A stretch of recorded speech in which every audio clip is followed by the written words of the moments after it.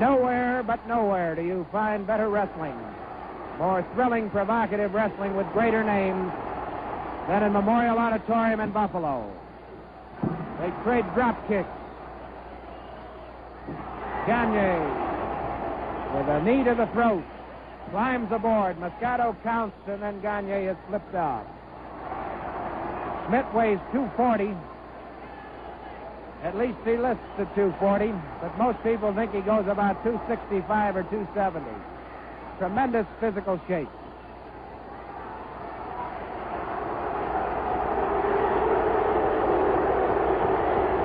The lone wolf, this Schmidt. One of the few wrestlers that I know who is as unfriendly outside the ring as he is inside it. Even the Miller brothers,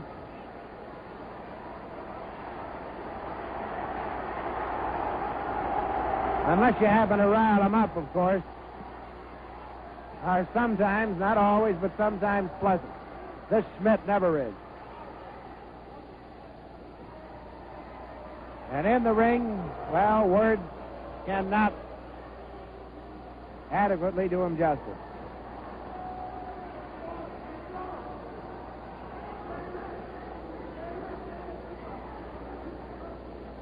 Schmidt, finishing hold is a backbreaker, and if he gets a chance to apply it, he literally aims to break his opponent's back. Test of strength. Gagne had to lose it, of course. Much smaller of the two is Verne Gagne. Old signals on that. Gagne to his feet once again. And Schmidt had the equalizer, a knee.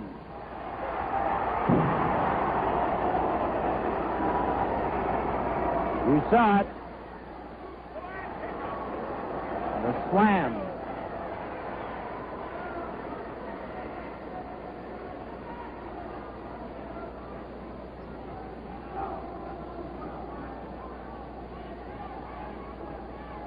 They'll go one fall, 30 minutes if they go all the way.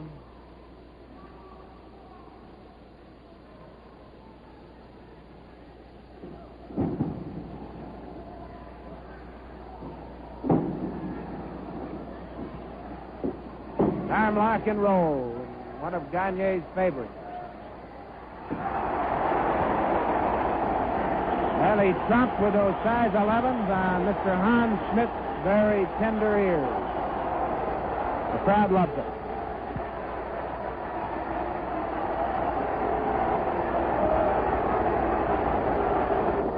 Hans Schmidt has all the earmarks of a beautiful headache.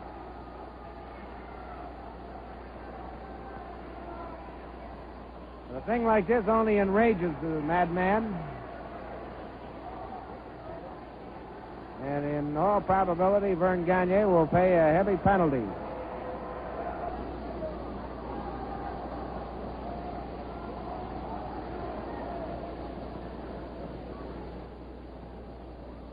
Gagne is winding up. And Schmidt breaks it off. And this, look at that Schmidt. He's got brutality written all over him. Boom. A leg Nelson. And Mr. Schmidt has hung up pretty good. Now, Gagne's got to be careful that Schmidt doesn't shoulder stand him into a pinfall.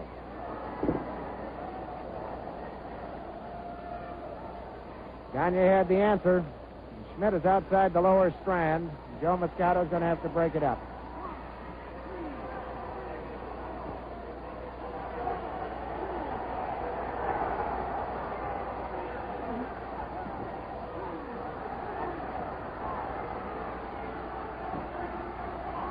And if you think he's kidding with those boots, look at that.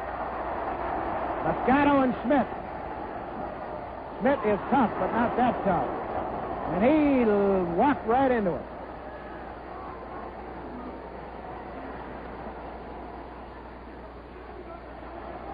Oh, boy. Over and out.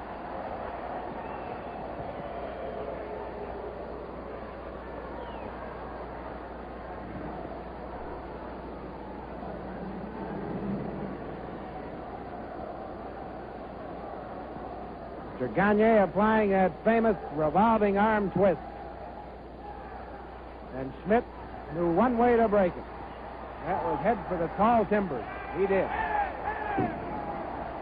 Boy, this ring has taken a tremendous beating tonight. I hope it can go the distance.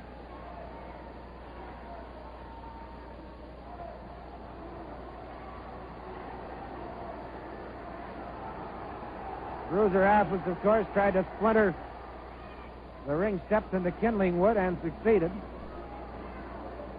Hans Schmidt was trying to tear it apart with his bare hands a moment ago. And I wouldn't be a bit surprised if he was able to do it, too.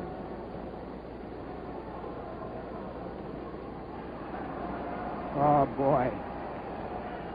That is a blow to the ego. That's going to really frost Mr. Schmidt.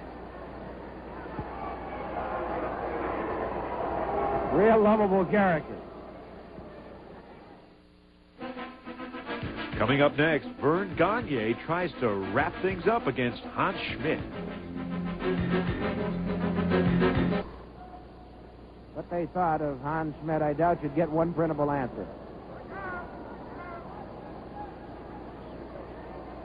Watch out. Pull him off and into a headlock. That's the first legitimate hold that Schmidt has applied all evening. Now, I'm not so sure how legitimate this is. Gagne reaching.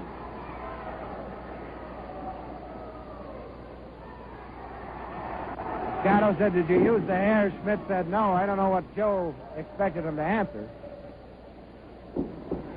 Gagne reverses.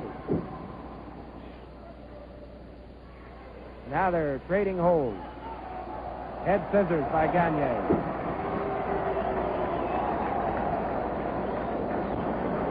Got Schmidt in the horse collar. And it couldn't happen to a nicer guy.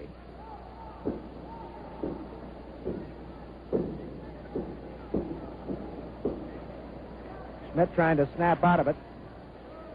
But he's too thoroughly entrenched.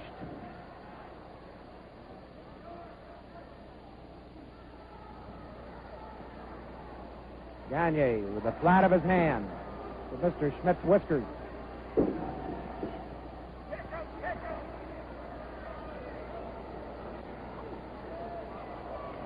Oh.